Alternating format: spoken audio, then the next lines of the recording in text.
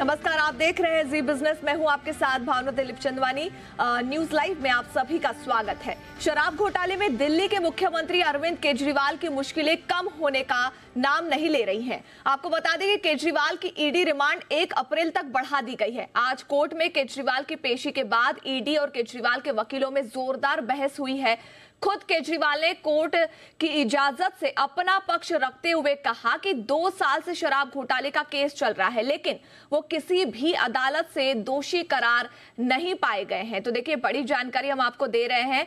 केजरीवाल की ED remand 1 अप्रैल तक अब बढ़ा दी गई है। आज कोर्ट में केजरीवाल की पेशी के बाद ईडी और केजरीवाल के वकीलों में जोरदार बहस हुई। खुद केजरीवाल ने अपना पक्ष रखा, इजाजत ली पहले, उसके बाद पक्ष रखा और स्पष्ट तौर पे कहा कि 2 साल से शराब घोटाले का केस चल रहा है, लेकिन वो अब तक किसी भी अदालत से दोषी पाए नहीं गए हैं।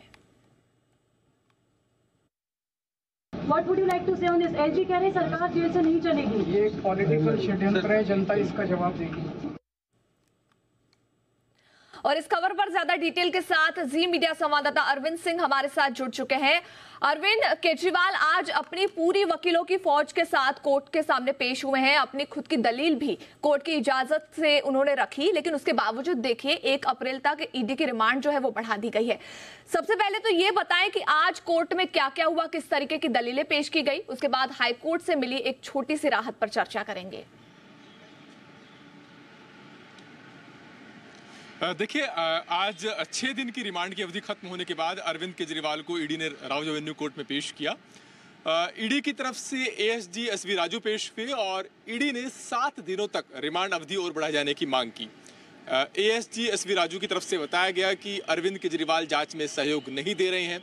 5 बार उनके बयान दर्ज हुए हैं इस 6 दिनों की रिमांड अवधि के दौरान, और वो सवालों के सीधे सीधे जवाब देने से बच रहे हैं और जांच में उनकी तरफ से सहयोग नहीं दिया जा रहा, ऐसा ईडी की तरफ से आरोप लगाया गया।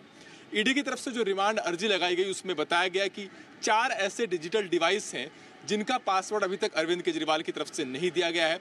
उनका डेटा अभी तक एक्सेस में नहीं लाया गया है, क्योंकि अरविंद केजरीवाल का ये कहना है कि अपने वकीलों से मशवरा कर वो ये तय करेंगे कि क्या पासवर्ड दिया जाए या नहीं। इसके अलावा ईडी की तरफ से बताया गया कि 3 लोग ऐसे हैं जिनके बयान इस रिमांड अवधि के दौरान और दर्ज किए गए हैं। जो मनीष सिसोदिया के जो पर्सनल सेक्रेटरी हैं, उनके साथ अरविंद केजरीवाल का कन्फ्रंट भी कराया गया है। लेकिन ईडी का ये कहना था कि गोवा के कुछ लोग हैं जिनको पूछताछ के लिए एजेंसी ने समन जारी किया है।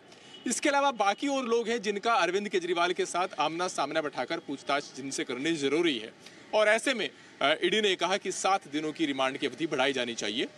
अरविंद केजरीवाल ने आज कोर्ट में अपनी पैरवी खुद की। कोर्ट की इजाजत के बाद उन्होंने अपना बयान रखा।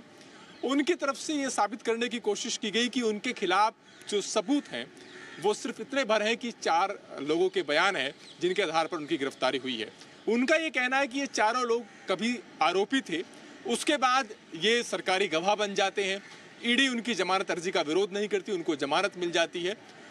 और इसके अलावा उन्होंने जांच एजेंसी पर भी बड़े आरोप लगाए। उनका ये कहना था कि ईडी के सिर्फ 2 ही काम है, एक आम आदमी पार्टी को खत्म करना और दूसरा जांच की एवज में उगाही का रैकेट चलाना। ये एक बहुत बड़ा आरोप अरविंद केजरीवाल की तरफ से लगाया गया, और इसके पीछे उन्होंने बताया कि कैसे एक आरोपी से सरकारी गवाह बने इस शख्स ने जमानत मिलने के बाद बीजेपी को 55 करोड़ का चंदा दिया। दरअसल उन्होंने शरद रेड्डी के बयान का हवाला दिया कि शरद रेड्डी पहले आरोपी थे, बाद में वो सरकारी गवाह मिले, और उससे पहले जब हाईकोर्ट में उनकी जमानत अर्जी थी तो ईडी ने उसका विरोध नहीं किया, उनको जमानत आसानी से मिल गई, और इसके एवज में उन्होंने बीजेपी को 55 करोड़ का चुनावी चंदा दिया।